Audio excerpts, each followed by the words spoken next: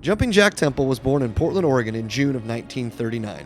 The Temple family moved to McMinnville when Jack was in the first grade in order to be closer to some relatives.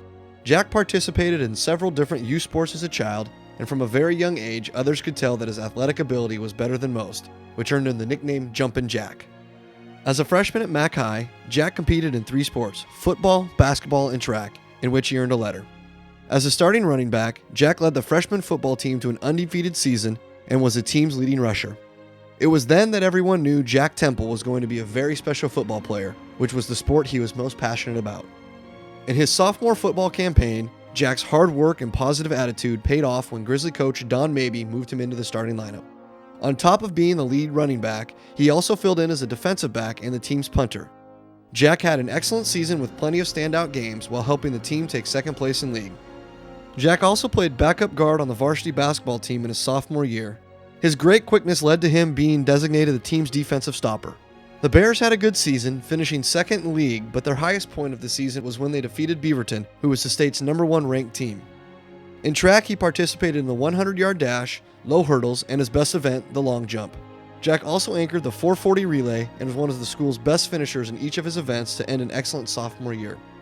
In his junior football season, the Grizzlies went undefeated in league play, while Jack earned an all-league first-team selection for being the league's scoring champion with 62 points and the team's junior MVP. In the state playoffs, the Bears traveled to Gresham to play their quarterfinal game in 4 inches of snow. The Grizzlies performed very well despite the weather, but unfortunately came up short of the victory by just 1 point. In his second varsity basketball season, Jack stepped into the starting lineup and became the team's second leading scorer and rebounder. The Bears took second place in league, which earned them a trip to the state tournament for the first time in 4 years. Jack was the team's leading scorer in both tournament games, but the Grizzlies season came to an end with a loss to Central Catholic. Temple only got better in his junior track season as he set new school records in 3 of his 4 events. Jack earned a district championship in the long jump, while helping the team take second place in the league standings. As the senior leader of the football team, Jack went on to have one of the best seasons McMinnville has ever seen. He led the team to an 8-win and 1-loss season and their second straight league title. Though the Grizzlies would come up short in the playoffs, Jack ended a great high school football career with an all-league and all-state first-team selection, while winning the team's Most Valuable Player award. He led the team in nearly every major offensive category, including pass receptions with over 25 yards per game. He rushed for over 1,100 yards on the season in only 9 total games. He crushed the league's all-time scoring record with 163 points while on his way to being the state's scoring champion. He was chosen to play in Oregon's All-Star Shrine Game, which was to be held in August after the end of the school year. I was in the 5th grade when he was a senior in high school, and everybody in town knew about Jack Temple. I can remember one play in particular that it was a sweep. Jack was a halfback, running back, and he was coming around the end, and the right guard pulled and took out the defensive end, and the blocking back took out the linebacker that was coming up, and here it was Jack Temple squared up with the defensive back coming up to make the tackle. And what was interesting, Jack went right over him. He didn't run around him, he went right over him. And from that time on, I knew why everyone called Jack Temple Jumpin' Jack. I was an offensive lineman in front of him, and you better get out of his way. Just climb right up your back. And then, but he was good, broken field runner. He could make moves. He was quick, and the two went together, being, strong and quick. Sometimes we wouldn't have a hole for him, and he'd just make it. He really was a prototype, great running back, and my memory's a little cloudy, but I know we used him a little bit as a receiver, and he was, of course, adept at that too, getting open, catching the ball. He was just a terrific all-around athlete. Unbelievable explosiveness. I can tell one little story that happened, and Coach Mabey said that we needed to do a reverse pivot to hand the ball to Jack so it would be deceptive to the defense. And this would just be a straight dive, and Jack was the right halfback. Straight dive and just reverse pivot so that the linebacker, the middle linebacker, or whatever, would see me pivot that way, and he would take a step and give a little bit better angle for Jack.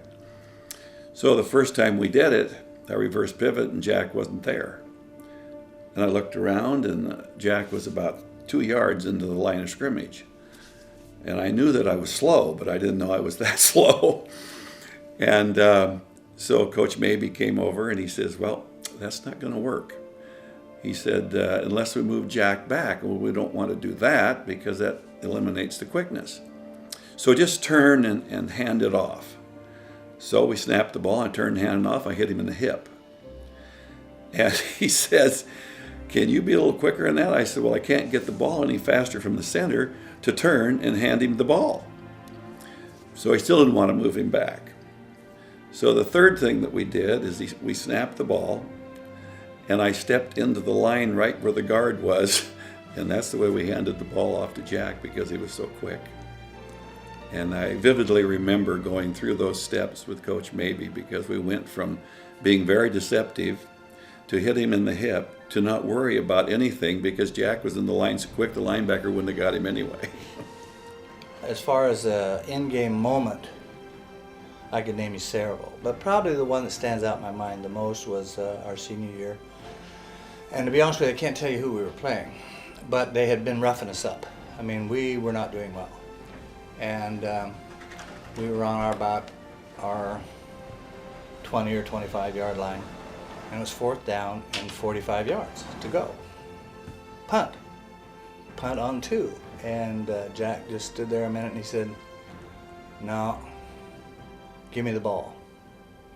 Well, Jack was our punter, so he's going to get the ball either way, but he wanted us to know what he wanted to do, and he says, just give me the ball.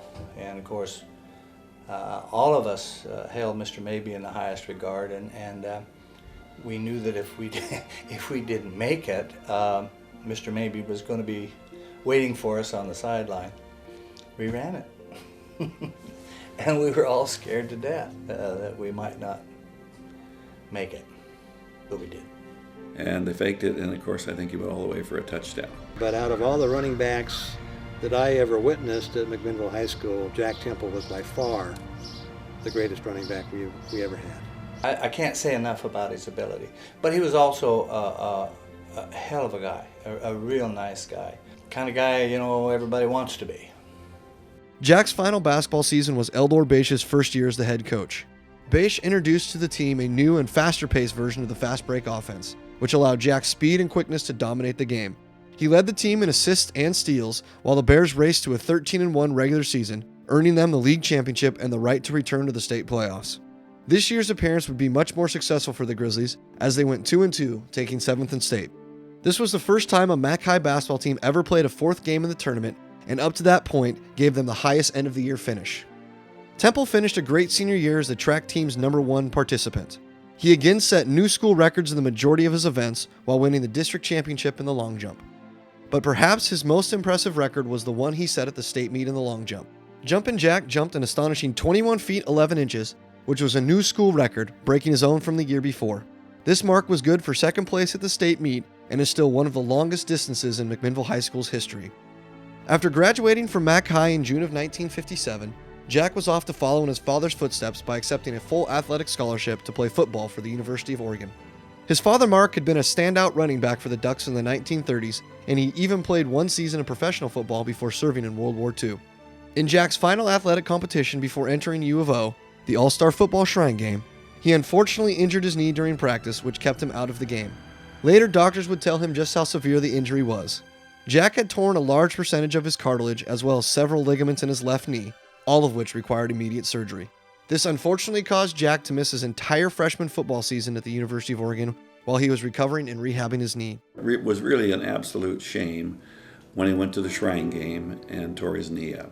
When that happened, he lost the ability to cut left, cut right, that type of movement with the knee. He didn't lose a lot of his quickness as far as running straight ahead. But Jack's situation was when he got through the line quickly and someone moved towards him, the guy couldn't find him because Jack had either gone right or left. He cut so quickly. I would say he probably, in the years, I coached 20 years with Coach Mabey, he was the quickest kid that we ever had off the line of scrimmage. And consequently, again, it was a shame that those things happened as far as his injury. I knew he would do really, really well at Oregon, and he lost that chance. And I was very disappointed for him because in college and probably pros also, I think he would have done real well. Doctors doubted if Jack should or even could play the sport of football again. But thanks to Jack's courage and dedication, he would prove his doubters wrong and again suit up on the football field. At the end of his freshman year, Temple transferred to Linfield College and slowly worked his way into the rotation on the Wildcats football team. He performed well as a reserve running back and ended the season with rushing averages of almost 30 yards per game and 7 yards per carry, which was tops on the team. The Wildcats finished the season in second place in conference. After the football season, Jack decided to give track another try as well. He competed in a few different sprinting events while helping the team to an undefeated season in a conference championship. Healthy, confident, and poised to remain successful in athletics in his junior football season, Jack moved into the starting lineup and was now the focal point of Linfield's rushing attack. He and the team raced off to an exceptional start of the season by winning their first 3 games by an average of 34 points. This helped the Wildcats earn a national ranking of 11, while Jack was known as the conference's most dangerous rusher. Going into their 4th game of the season, Linfield traveled to the College of Idaho to take on the 19th ranked team in the nation. It was in that game Jack made a cut that severely injured his left knee again. Unfortunately, this injury ended his career. At the time, Jack was leading the conference in rushing with almost 300 yards in only 4 games. Many journalists considered Jack to be having a guaranteed all-star season and perhaps even some All-American considerations. Even though he only played for less than half of the season, Jack finished that year as the team's 2nd leading rusher and 3rd leading scorer.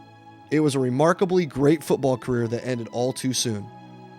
Jack then devoted himself to academics and earned a business degree from Linfield in 1962. After graduation, he immediately went to work for U.S. Bank for several of their locations all over Oregon. Jack quickly worked his way into management and was very successful in the banking business for over 20 years. Later in life, he became involved in house restorations in the construction business, which along with wood carving has become a new passion of his. He also worked in the employment division for the state of Oregon in Salem until his retirement in 1999. Jack Temple has experienced great success at everything he has set his mind to. Now retired, his biggest passions are fishing and farming, but most of all, family.